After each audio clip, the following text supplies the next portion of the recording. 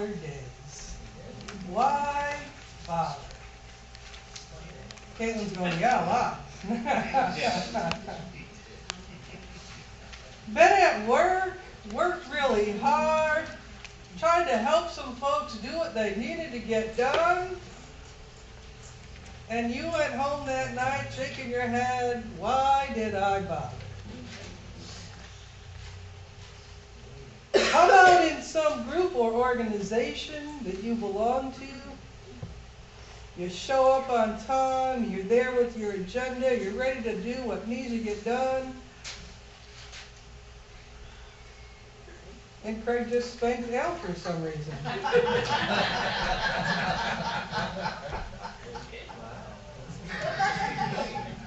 You're a fan of some amazing team. And week after week, you go to the game or watch it on TV. You leave the stadium or you leave the ballpark, you turn off the set, and you say, why did I bother? You're at home, and you ask someone to do something over and over and over again. And Jolene goes to bed at night and says, why did I bother? Because Craig never does what he's asked.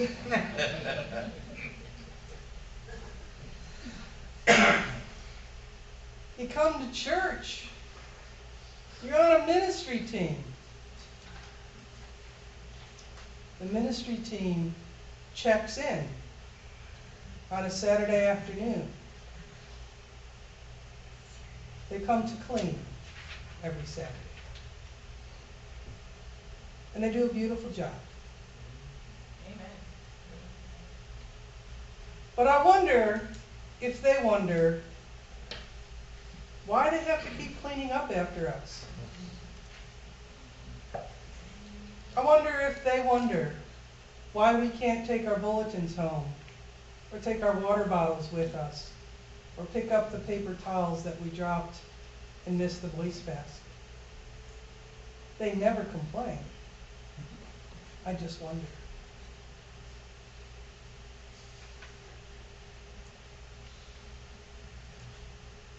Ever got stopped by a police officer while you were driving your vehicle? And despite your best explanation, your best call for pity and compassion, you still got a $200 ticket. And after you said, thank you, officer, you wondered, why did I bother? That happened to me in St. Louis. I got nailed by somebody in a helicopter. $200. Ooch. Yeah. But I did thank him, and he said I wasn't going as fast as maybe I was.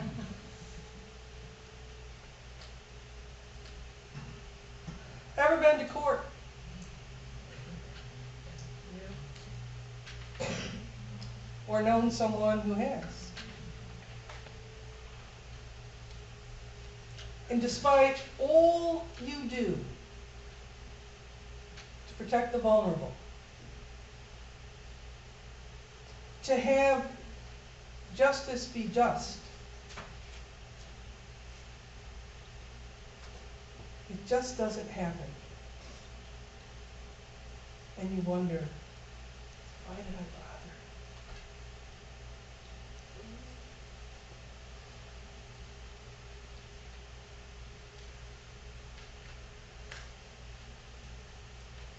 Ever had someone close to you become really sick unto death? And despite all the prayers you prayed, all your pleas to God, all your beseeching for mercy, you didn't get to keep that person. You had to give her or him back to God. And sometimes, in the darkest of nights when we can't sleep, maybe somewhere in our hearts we whisper, why do I bother?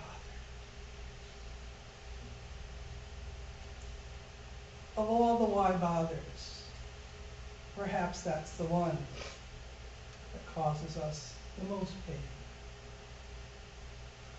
The story today is a parable of a widow. And it's introduced in Luke as this. Jesus told them a parable about their need to pray always and not to lose heart. Okay? So that's how it's set up in Luke. It's a parable about our need to pray always and not to lose heart. And so he says to his followers, in a certain city there was a judge who neither feared God nor had respect for people. Now, I don't think we need to have had the experience of a judge or a courtroom to have run into people in our lives who, for whatever reason, were in a position of power over us. And we thought about them that they didn't have any ethics, they didn't have any morality, they didn't fear God, and they had no respect for people, including ourselves. I doubt if there are too many adults in here who have not felt that at some point. There was somebody you just said, I just can't deal with this person. He or she is just so unethical. How does this person sleep at night? And I've said that. How does this person sleep at night? But we have it seemingly no power to sway them to be just. In that city there was a widow who kept coming to him and saying, grant me justice against my opponent. Now, we've talked about widows in the first century in other sermons, and we know that they are probably among the most defenseless and vulnerable folks in the first century. More defenseless than they even would be the orphans.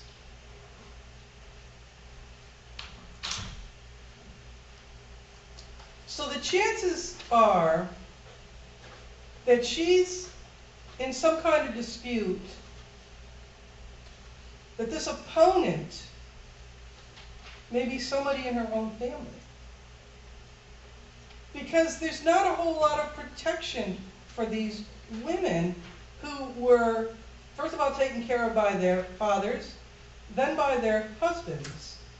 And then if their husband were to die, either a son or some other male relative was to take care of them. So the suggestion from the biblical scholars is maybe somebody in her family was trying to take something from her that was hers. For example, land is what they're saying. So this widow keeps coming to this judge saying, you really need to help me. I'm a widow, I'm vulnerable, I'm defenseless, and this person, my opponent, doesn't want me to have what's rightfully mine. But the judge refuses to give her justice. And that suggests what? That he knows what he's doing is unjust. But later he says to himself, though I have no fear of God and no respect for anyone, yet because this widow keeps bothering me, I will grant her justice, so that she may not wear me out by continually coming.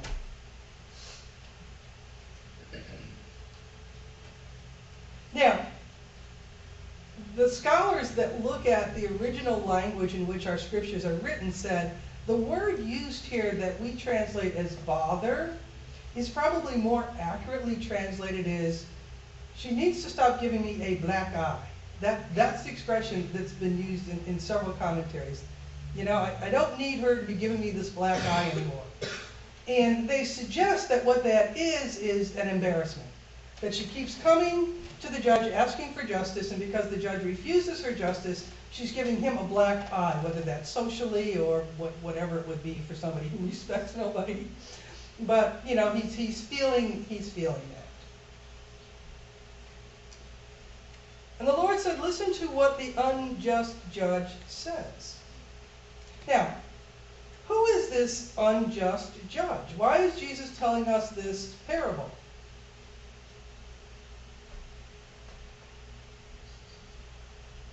I know I want to say the answer is God, but she's going to tell me that's wrong, and that I'm going to feel embarrassed in front of everybody, so I'm not going to say that. I don't know what to say.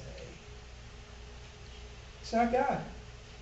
But you know what? When we were younger, when we were kids or teens or young people, probably somebody told us it was.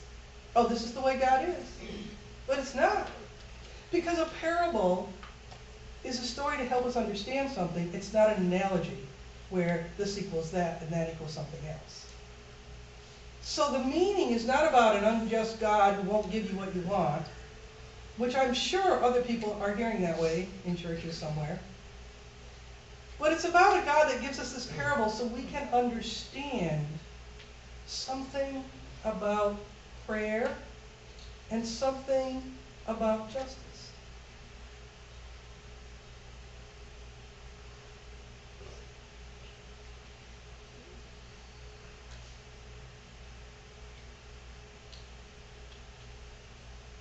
And the Lord said, listen to what the unjust judge says.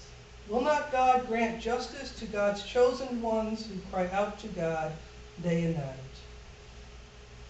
Will not God grant justice to God's chosen ones who cry out to God day and night?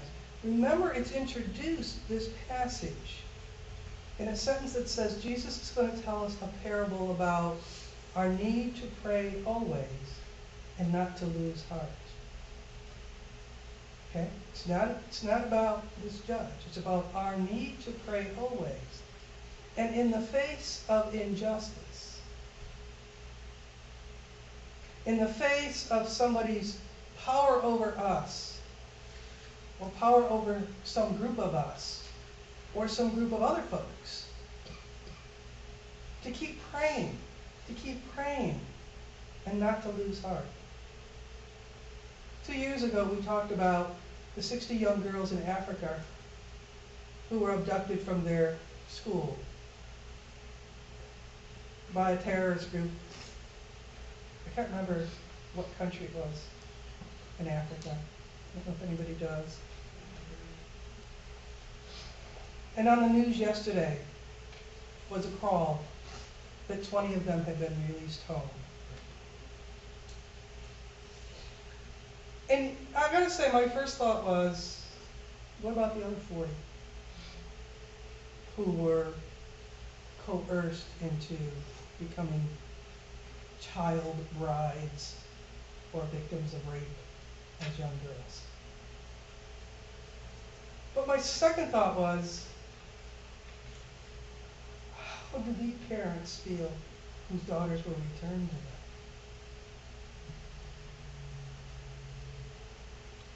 There was some justice. There was a God who kept listening.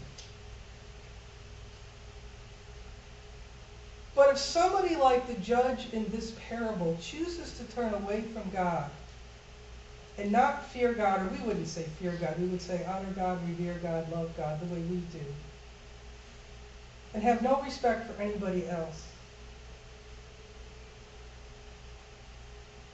that's up to that judge.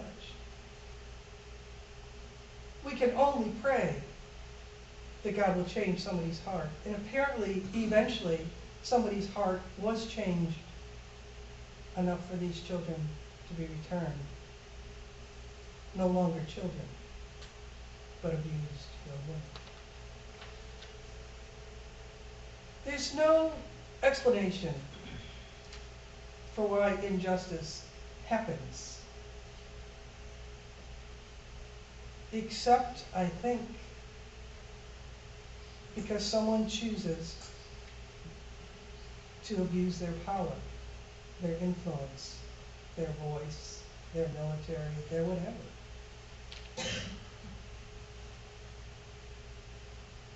if you've ever been in a situation where you were victimized and were given no voice, were not allowed to raise your voice, you know what that's like. To be at the whims and will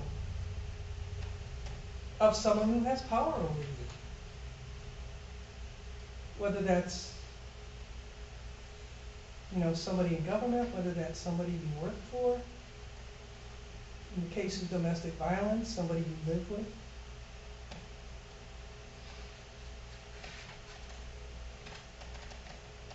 And I kept thinking,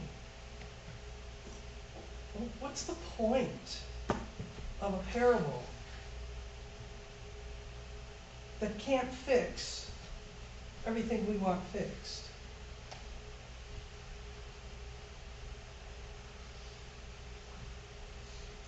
I think on a personal level, if we don't lose heart and continue to pray, eventually, something happens in our hearts that changes who we are about something like the death of someone we love.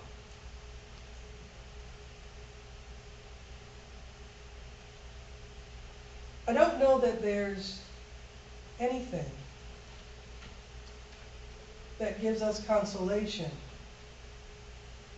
when some terrible injustice occurs and continues to occur, whatever that injustice is, whether it's here or whether it's in Africa, or whether it's in North Korea, or whether it's in Russia, or whether it's in some place in Latin America.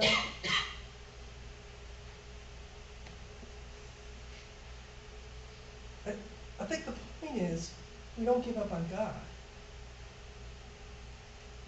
God's not the person making the terrible decision not to revere God or to respect other people.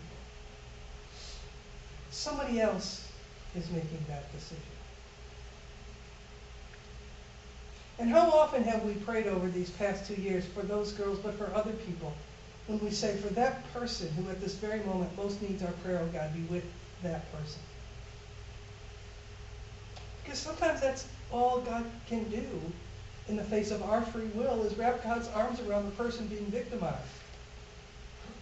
and say, I'm here with you. It's not understandable that people are victimized.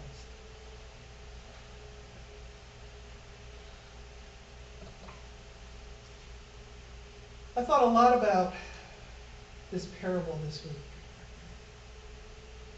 A lot about what it means to be victimized.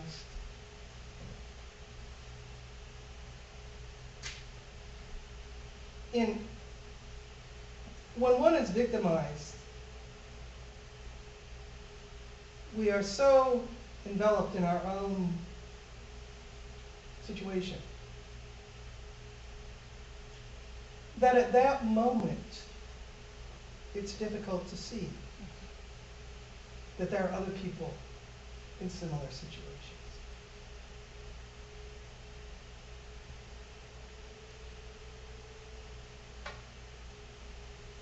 I shared on Facebook this week that as a child and a teenager and a young adult, I was the victim of sexual assault 3 times. And so I understand a little bit about when people say, oh, I didn't say anything then because I didn't.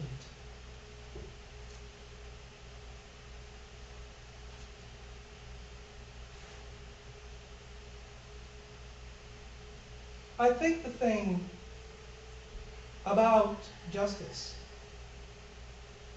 is that it not just be about me. It not just be about my situation, but it be about what I spend the rest of my life doing if I'm given that opportunity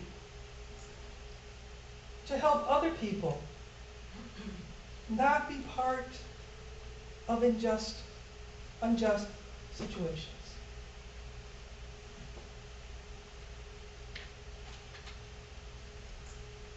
I've been called dirty names before. One of them was feminist.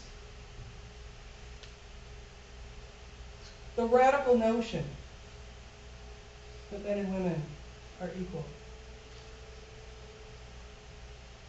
That's all it means.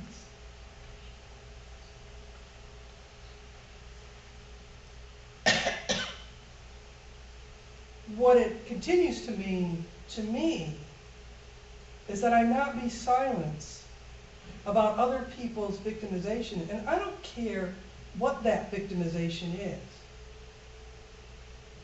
I don't want to see persons who suffer as victims of domestic violence. I don't want to see people who are other-abled, who don't have access to places the rest of us have access to.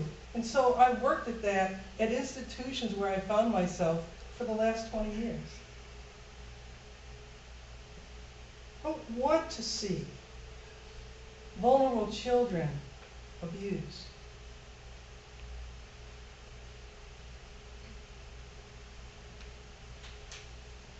And so this week, I looked at the Psalms.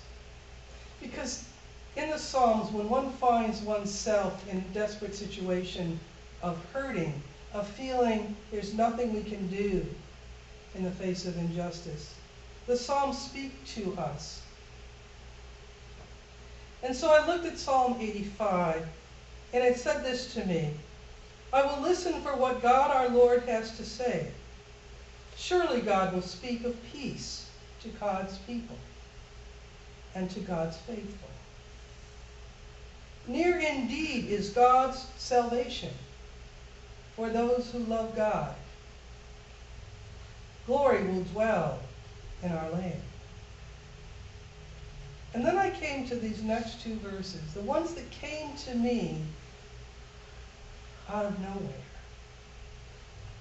Love and truth will meet. Justice and peace will kiss. I don't really know what that verse means, but I know it made me feel good all through my life, not just this week, when I read it. Because it's about having faith in a God that is never going to abandon us. Faith in a God that's going to help us bring peace to others. Truth will spring from the earth. Truth will be out. Truth will have its way. And justice will look down from heaven.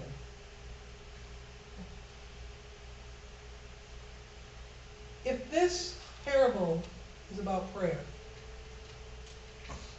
and you yourself or someone you love or someone you know is the victim of some injustice, then I pray that this parable in Psalm 85, go read it for yourselves, pray it for yourselves. It's a beautiful psalm.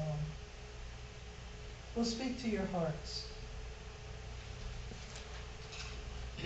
And when someone says to you, when you're defending some principle of justice that you don't seem to be winning the argument about,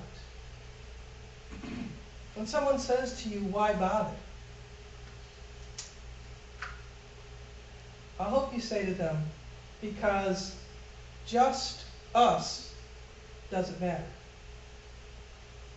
but justice does. Amen.